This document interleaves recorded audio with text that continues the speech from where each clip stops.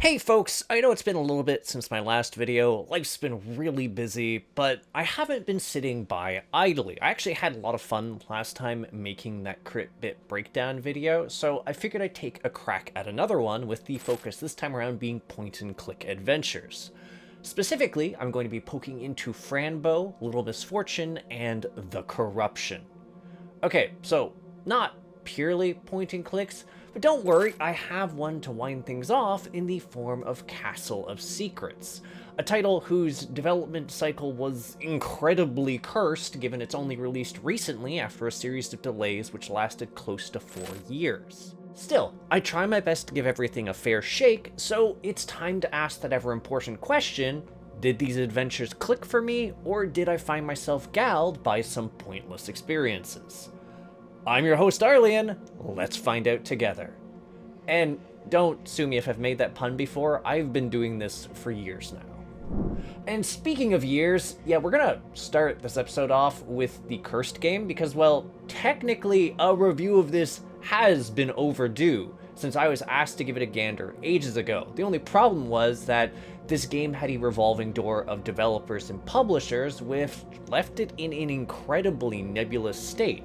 Release dates emerging like a shoal of rocks in the broom, only for it to sink beneath the surface within a week or two from release. Repeatedly, and irrespective of whoever was handling the project. Simply put, for the longest time, I was almost positive Castle of Secrets was never going to see the light of day. But here we are. I was proven wrong. So, summary time. And, I'll be frank here, the story is a little weird. And I don't just mean surreal, though it certainly has that in spades. See, while Castle of Secrets is supposedly a psychological horror with a focus on the protagonist, Susan, trying to figure out the circumstances behind her mother's death and her own equally unfortunate ending, it frequently fumbles any attempt at cultivating a compelling mystery for a number of reasons. For instance, the game has a very bad habit of unveiling key plot twists very early on, essentially taking the teeth out of a lot of the tension the setting could have otherwise cultivated. Which would be bad enough, but it also does so in a manner which feels disordered, since it's not uncommon to go through a stage only for the characters to act oblivious about an earlier revelation, or to act clueless even when a narrative point is repeated ad nauseum. It is deeply frustrating, and then made even worse once you realize that there's just a fair number of stages where nothing really happens insofar as progressing the central narrative, largely buoyed by her being absolutely oblivious and unable to piece together the very obvious, ominous hints that are just flung at her constantly. It's a funny little pacing issue, which then flip-flops one more time near the tail end of the experience as the ending clicks together with a certain degree of suddenness and the introduction of a number of plot points which can be summed up as, what the hell? Like, without going into spoilers, the tail end of the game is a runaway train of people doing really weird actions, a number of which feel very disconnected from the characters. I should not be able to accurately sum up the final act of the game as, a wizard did it. None of which is helped by the dialogue, by the way. I should note, since the overall writing quality is a bit janky and inconsistent, with a few of the line reads not even matching what's on screen. And the cat and the raven promised to help me. The cat and the cow are merely toying with us, only to doom us to eternal suffering in the end. It's just a bit of a mess, really, turning the experience into this macabre acid trip. Macabre? Macabre? Correct me in the comments, I guess. But speaking of the game, it's a very interesting mechanically, and that's not necessarily a compliment here because it feels like a hybrid between a point-and-click adventure, a hidden object game, and a janky platformer geared towards pissing off the player, with a few novel segments here and there. As a note, I'm not sure why they felt a slew of instant death traps and a set of weird platforming segments were needed. They're not really satisfying changes of pace and feel more like the developers were trying to justify the existence of Susan's abysmal jump, or to pad the game length by adding a bunch of timing-related gotcha moments. like a hallway full of mimics. Oh, and that hidden object comment I made? Not a joke. There's a good handful of stages which are contingent on just wandering the environment and searching for objects hidden in it, and frequently in such a way that you might struggle to find them, even with the game's built-in button that briefly highlights interactables.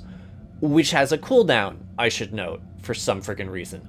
They'll just be stashed away in the far recesses of the background or the very edge of the foreground. It just... Really, Castle Secret's saving grace is that there are puzzles present, but even then, I'm not always on board with them. Some of them are just arbitrary in extremely weird ways, like being able to cut one rope with a set of scissors, but not the one that's adjacent, despite being nigh identical. No, you'll need a saw for that one, requiring a whole extra set of steps. Oh, and have I mentioned the fiddly puzzles which entail prolonged and repetitive animations?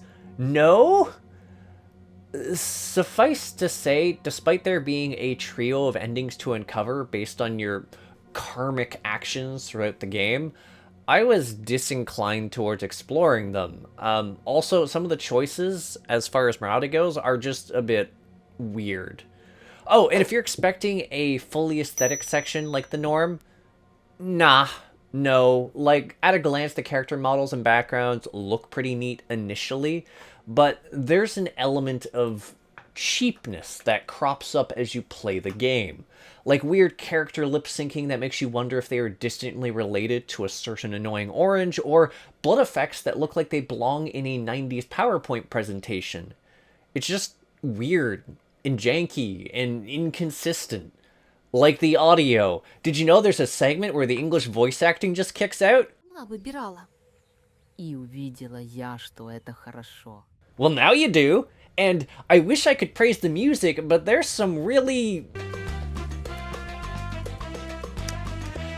just some out-of-place tunes as well that do a great job of wrenching me even further out of the experience than I already was. Simply put, this game is a mess. And while it's certainly a miracle that it was released, the gameplay is anything but special, which is why, for its myriad problems, I have to rate this game as an outright and indisputable fail. Like, the only reason it isn't worse is because at least it's finishable and it wasn't utter tedium, but like, it is not good. But hey, I'll give the hidden Buddha statues credit, because at least they're optional and strictly for an achievement, so searching around for those wasn't actually a hassle. Though, speaking of achievements, I've managed to dent my backlog a bit more, since Kill Monday Games' Franboy has been sitting there for ages, and well, it just fits the theme of this episode so damn well, given that it's a surreal, horror-fueled point-and-click adventure. That said, there's some rather notable differences between the two, which rapidly becomes apparent. One of which is simply a matter of narrative coherence, because as much as Franbow plays around with weird concepts like ultra reality and multi-layered parallel existences, the way the whole of it is executed feels a lot less jumbled, and also makes more sense somehow, which, okay, that's not exactly a towering achievement given the full breadth of my gripes with Castle Secrets, but even in a vacuum, Franbow does do a decent job of providing an interesting, surreal story. And a genuinely horrific one, given that it kicks off with Fran having a psychotic episode due to the medication she's given, which peels away the mundane trappings of the asylum she's in and replaces it with an absolute horror show of gore and shadows. Which is made all the worse by just how weirdly endearing Fran is as a character, whether it's during the dialogue scenes which unfurl as the game proceeds, or descriptions which accompany the interactable points and objects scattered about. The game does a decent job of emphasizing her childish view of the world. Really, it's a bit like a fairy tale at times, before they were sanitized of all the morbid stuff like getting pecked to death by a murder of crows. And that's a big part of the game's unpleasantness, really, because it's not just the absolutely horrible sight she sees, or the way that she doesn't seem to properly process some of it. No, the worst part in all of it is the way the game integrates its storytelling and gameplay, since in order to properly progress through the game, You need to actively choose to abuse the same pills as she essentially overdosed on at the beginning of the game in order to delve deeper into the nightmare scape. Though, even without the nightmarish visions, Franbow definitely falls on the more uncomfortable side of things. That's without even getting into the rest of what the game tackles, whether it's the setting of the asylum and its patients, or the overarching plot points central to the game, such as the mystery of how Fran even ended up institutionalized, as well as the fate of her family. And hell, even the weirdness serves a distinct point, because as jarring as some of it can be, quite a bit of it is granted a fair degree of meaning as you delve deeper into the game and are provided an increasing amount of context. It's genuinely quite good, with my only real nitpick coming in the form of the overall weirdness of the ending. Because, well, while the bulk of the story is certainly addressed, there's a few elements which feel a bit odd at the same time, though not enough to detract from my enjoyment of the journey in any real way, and I definitely found myself wondering how much was allegorical. Like, it gets really weird. In any case, that's really the trickiest part of Franbow, since mechanically speaking, it's pretty easy to pick up and play for anyone with even a passing familiarity with the point-and-click genre. Specifically, there's the tried and true option of clicking around to find interactable points and objects, and a fairly simple inventory space that lets you examine objects, use them, as well as combine them. That said, it does have the delightful quality of light feature in the form of tab, since clicking that highlights all the interactable points in the area, essentially mitigating the need to mindlessly click around the screen in search of that one spot. And it doesn't have a cooldown, so you know, that's really nice. That said, if you're the sort who goes into point-and-click games also hoping for a bit of novelty, you're also in luck, if only because the aforementioned pharmaceutical abuse and its associated side effects. While the actual act of swapping between normal and nightmare reality is just a matter of clicking some pills, the way you use this to solve certain puzzles is actually pretty creative and made for some good aha moments. And later on in the game, it eschews that mechanic in favor of season swapping for an extra slice of just weirdness. Admittedly, that's actually the chunk of the game I got held up on the longest, but it's definitely a neat concept, even if it requires a substantial amount of zipping around. Which I suppose is where one of my gripes kick in, because while there are certainly some rooms you can quickly hop between at the click of the button, there's also a fair number that oblige you to walk towards a given exit point, which might not seem like much at first, but can get a bit tedious in segments, like, say, that seasonal chapter. Other than that, the only thing I really have to comment on mechanically is the fact that there's a decent assortment of puzzles to flip through, which generally felt pretty fair, and the occasional novel minigame to engage with, which made for some fairly nice breaks after the more rigorous brain busters. The game's also kind enough to offer a skip button if you don't want to fiddle with a fucked up fantasy Frogger or a mist-filled maze. In any case, having said all this, it really should come as little surprise that, as far as a title go, Frambow's is a major step ahead of Castle Secrets, and I would go so far as to call it a hit in my books, by virtue of both its unsettling narrative and the overall sound gameplay it provides. Something which left me looking forward to Kill Monday Games' more recent title, Little Misfortune, which at a glance seemed like it might be in a similar vein. Seemed being the operative word here, since there were some distinct differences once I actually booted it up, with the biggest one being that Little Misfortune was less of a game per se and more of an interactive story. I say this because it isn't actually a point and click in the sense that there's no puzzles to solve. Like, yes, there's a couple of novel interactive sequences, but for the most part, it's essentially a narrative-based walking simulator. Though this isn't necessarily a grievance, because while it lacked brain teasers, it still made for an interesting journey, especially if you're a fan of Kill Monday Games' world building, since there are some subtle ties to Franbow. Though not to such an extent that you need to play it in order to avoid missing out on anything pivotal, in case you're worried about that. That said, this does loop back to another key difference between the two titles, because if you're a fan of the overall bleak morbidity that was established in the first game, well, while there's definitely some unpleasantness to be had, such as an excess of child endangerment, it's not quite as uncomfortable nor gruesome.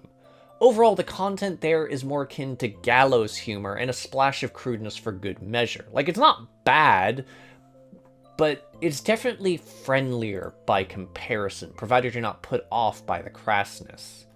That said, there is one bit of oddness that did stick with me a bit at the end of the day, and that's the overall insistence that your choices matter as to the consequences of those decisions. And that's because, while they certainly do influence the scenes you encounter and sort of narrative beats as you progress, quite a few of them have relatively little impact in the long run, and none of them really serve to change the overall outcome of the story. Though in a more imminent sense, a few of those choices really are quite funny, such as what occurs with the dog. That's not to say there isn't some interesting Easter eggs lodged within those choices, but really the biggest change you can make is actually divorced from the bulk of your narrative decisions and instead hinges on how much you like bejeweling objects in the environment with an excess of sparkles. Provided you're a diligent little litter bug, you can unlock an entirely extra scene this way. Here's the thing though, that is actually the closest thing Little Misfortune comes to being an actual game, something which might run a bit contrary to some people intent on picking this up for the sake of puzzle solving in the same vein as Franbow.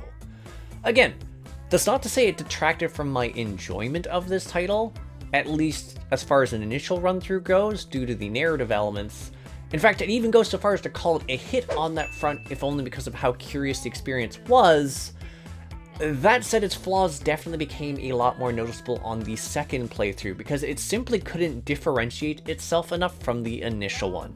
Like, yes, there are definitely snippets that felt different enough to be entertaining, but on the whole, it fumbled the ball on that front. And yeah, that brings that segment to an abrupt and early close, so yeah, on to our last game, which is a different breed of point and click since it's an FPS. Yeah, we've sort of lost the plot with our theming here, except for the horror bit, since Acellular's The Corruption is meant and manages to be a creepy experience, albeit one that might be a bit more opaque than the bulk of the other titles I've covered so far. Which is to say that as far as narratives go, it can be fucking inscrutable at times. You're more or less thrust into a digital world populated by murderous Wii Fit instructors with very little in the way to indicate how things got to be the way they are, why everyone hates you, or even what your ultimate goal is. I mean, beyond survival and stress release in the form of a body count? No, not that kind. Really, as far as enlightenment goes, you really only have two major sources. Those being the few data pads you can find scattered about the stages, whose contents provide something that can pass for insight, and the telephones, which can generally be sussed out by the sound of their ringtones. And I'll be real here, I was still very lost by the end of things, and mostly chalked things up to, I think the technological singularity happened? Maybe? Other than that, the only real narrative discovery I encountered was that I caused the dialogue I was reading to change by virtue of finding and beating a super secret stage. Fuck if I know if it did anything else. Wait, I think it did actually change it from night to day. Also, I did receive a ending, but it was the ending for not making a choice, and I never really found myself encountering a segment where I could make a choice, so I was just lost. So unfathomably lost. Like I wasted an inordinate amount of time scouring that stage, trying to piece together some course of action, some decisions, some choice that I could make other than the exit I found. And nothing. After hours, after so many repeated tries and platforming and going all of these different... nothing. So yeah, that galled me a little. Burnt my proverbial biscuits, to put it lightly, given the absolute excess of deaths that accompanied those hours of my life dedicated to that bit of science, just being tossed into a pyre. So yeah, there's a story to be found there. But I never latched on to anything. So let's just get to the gameplay, and as far as that goes, well, the corruption is weird. See, initially it presents itself as an FPS, where you're tasked with putting down mobs of murderous mannequin-looking mooks. Which, visuals aside, is a pretty basic premise until you realize that all of them will rush you down and kill you instantly by touching you, and you're provided a singular weapon to defend yourself with, which, while pretty powerful, given that its projectiles will put down the bulk of your enemies in one shot, pierces through them, and can even bounce, it has very limited ammo, to the point that it only takes a few missed shots or untimely reinforcements to leave you high and dry. Especially since reloading requires a bit of legwork, since you need to find a recharge point in the stage. And once you hit the corruption's midpoint, well, there's a fair number which are single use. Let me tell you, there is nothing like the hollow click of a gun to instill a sense of desperation, especially the number of enemies start to ramp up. Really, my only consolation is the game is relatively generous with its checkpoints and enemies stay dead. Mostly. Either way, it was enough of a hassle that the way I approached the game began to shift significantly, reaching a point where I was just zipping my way forward as quickly as I could, only killing whatever I couldn't outpace or outplatform. A skill set that had already been honed in the segments where it saw fit to steal my weapon and set me loose in hostile territory. Now that I think about it, this game really likes inducing a sense of helplessness in the player where it can.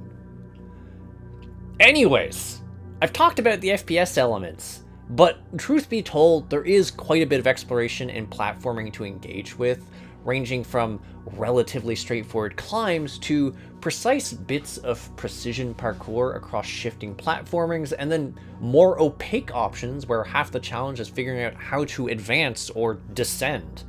Admittedly, those latter head-scratchers are largely lodged in the paths leading to the corruption's optional lore and its hidden stage, though it does provide a surprising amount of flexibility to an enterprising player insofar as enabling small bits of sequence breaking or just bypassing problematic areas. Though on the subject of breaking, that aforementioned secret level turned out to be a bit of a nightmare because not only is it loaded with an absolute army of enemies, it also lacks respawning recharge stations, which can quite literally lead to you being stuck within its confines. You cannot fathom the frustration and panic I was feeling, mostly because I'd rather not include voice clips from my ammo-induced existential crisis. Though, speaking of dread-inducing moments, I have some words reserved for the stage design. Now, I don't mean this as a whole, since I found the bulk of the levels fairly straightforward to navigate, at least insofar as the direction you're supposed to go. That said, there's more than a few which are built different, in the sense that I would find myself going in circles for far longer than I was comfortable with. In fact, I'd say that at least an hour out of my 5 hours of playtime was probably spent ambling around aimlessly in the various stages, hoping for some form of clarity about where I should be going. And then I reached the final stage and any form of clarity went right out the window. Like, don't get me wrong, there's certainly some interesting ideas there, but you know what else is there? The illusion of other pathways. Like, okay, there probably is other places to go, but I'll be damned if I can figure out what those are or where. I went into depth for how much time I spent hopping around exploring every nook and cranny I could, despite the irritating accumulation of respawning enemies, by the way. In fact, the only option I could find was that exit off to the sides, which just led to that non-choice ending. Why? I don't know. What did it mean? I also don't know, since it just mentioned a refusal to make that choice. But I never, there was a button, I pressed a button. I made that choice to press a button. It spawned enemies. I don't know what to do there because I followed anything. Just, no. It was exasperating. That's the feeling I had when I finally finished the game and stepped away. Well, there's certainly a number of neat ideas built into corruption. I found it more or less equaled the sense of annoyance that gradually accrued over time. In fact, the sheer exhaustion I felt once I reached the conclusion was palpable. Like, my big relief was the fact that I got to step away from this game and not play it anymore. Which is why I find myself rating this game a fumble. There are really neat ideas here, but the tail end of it was miserable. Also, the game's visuals, while interesting, can be a bit janky and unpleasant to look at, which only adds to the whole pain of piecing together a path in the face of its already agonizing level design. Just, yeah. Anywho, thanks for tuning in. If you have something to say, leave a comment. And if you enjoy my efforts to create new indie reviews and interviews, hit subscribe and the bell. I will be trying to upload a little more frequently and making some of these bigger episodes. And if you do want to be involved in the process of which games I check out, or possibly go and fill in on what you'd like to see on the Shy channel, Crit Bits, come join the Discord. There's a link in the description. I'm pretty easy to reach out to. Also, if you want to support me and help pay my editor, and also make sure there is food on my table, yes please, check out my Patreon to see reviews early and support the channel, like Andy Noted did. Also, I have a merch house with neat swag like Crit Hit coffee mugs and shirts. They're actually very comfy. I wear my shirt all the time, and I have 2 coffee mugs because my cats blew up a bunch of my coffee. It's not narcissism. I just really need coffee mugs, and they're pretty decent coffee mugs, and it is sort of funny to just drink out of little black mage fumble coffee mugs. I'm an idiot, okay? That is actually the big takeaway here. I am very dumb. And that's where we're ending this episode off at. Yeah. I'll catch you on the next episode of Crit Hit. Take care until then, folks. Bye!